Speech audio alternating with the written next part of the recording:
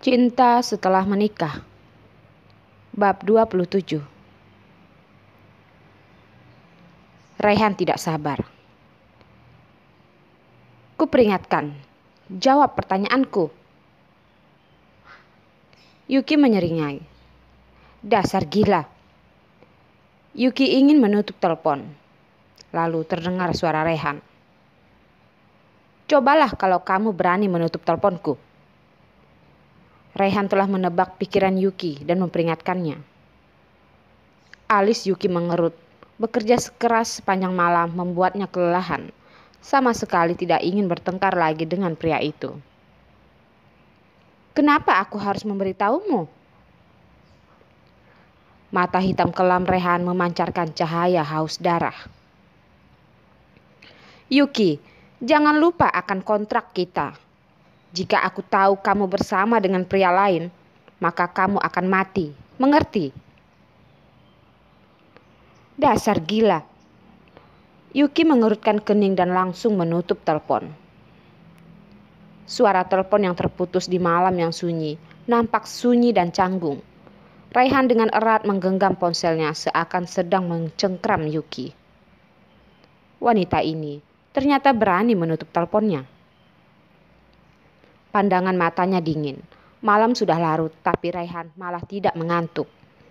Dia mengambil jasnya yang tergeletak di sofa, meraih kunci mobil dan berjalan keluar menuju pintu.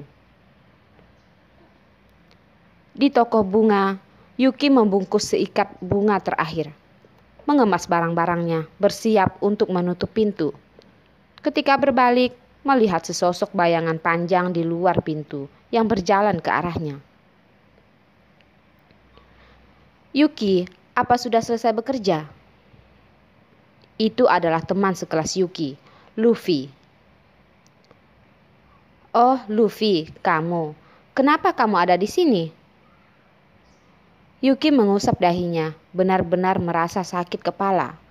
Tadi baru saja menyingkirkan Raihan. Sekarang datang lagi si Luffy. Perasaan Luffy padanya, meskipun tidak pernah diungkapkan secara langsung, tapi Yuki bukan orang bodoh. Jadi Yuki tidak ingin terlalu banyak bersinggungan dengan Luffy. Yuki, kamu pasti sangat lelah kan? Aku dengar dari Lexi kalau kamu bekerja di sini. Hari ini aku kebetulan lewat, jadi aku datang melihatmu. Kata Luffy sambil tersenyum.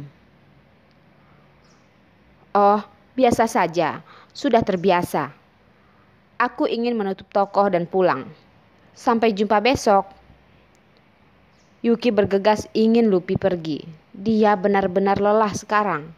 Hanya ingin cepat pulang dan tidur nyenyak. Yuki, aku akan mengantarmu pulang. Sini, aku akan membawakan tas milikmu. Yuki tidak punya waktu untuk menolak. Luffy sudah membawakan tas milik Yuki di tangannya.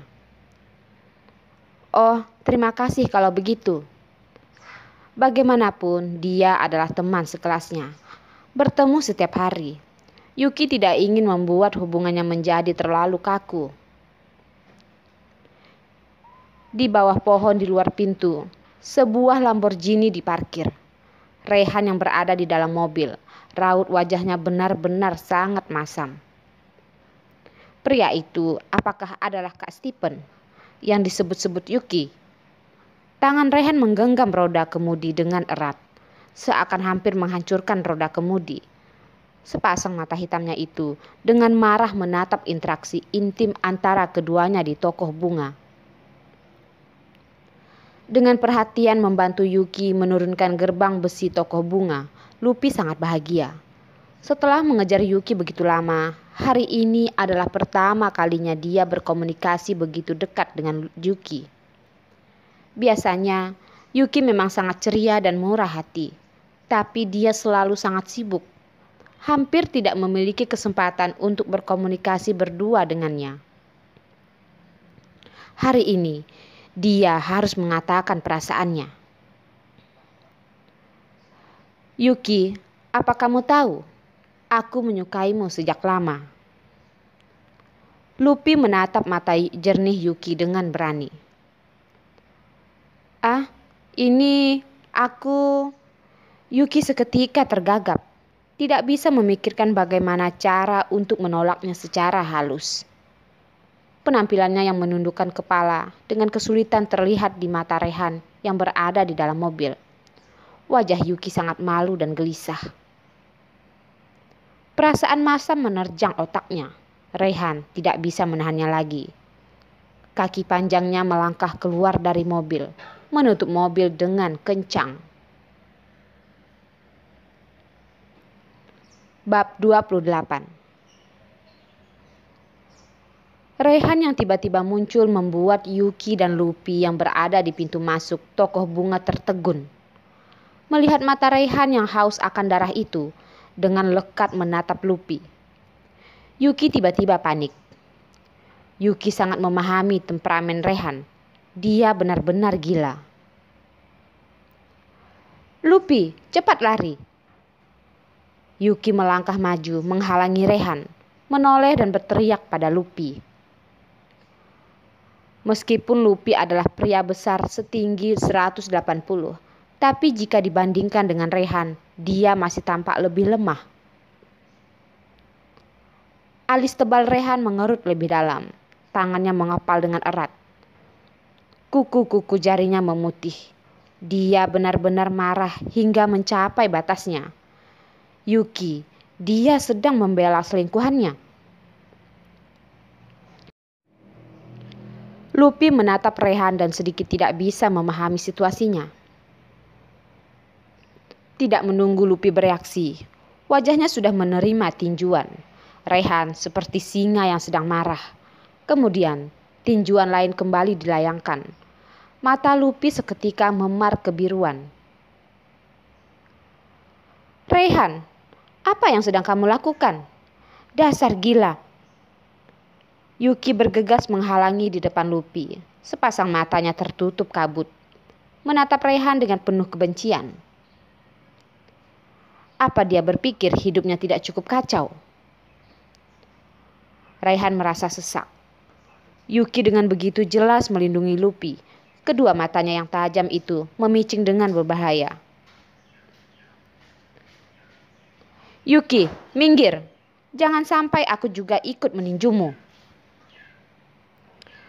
Lupi dengan tidak terduga melayangkan dua tinjunya, sangat amat marah. Mengepalkan tinjunya dengan erat dan menerjang Rehan.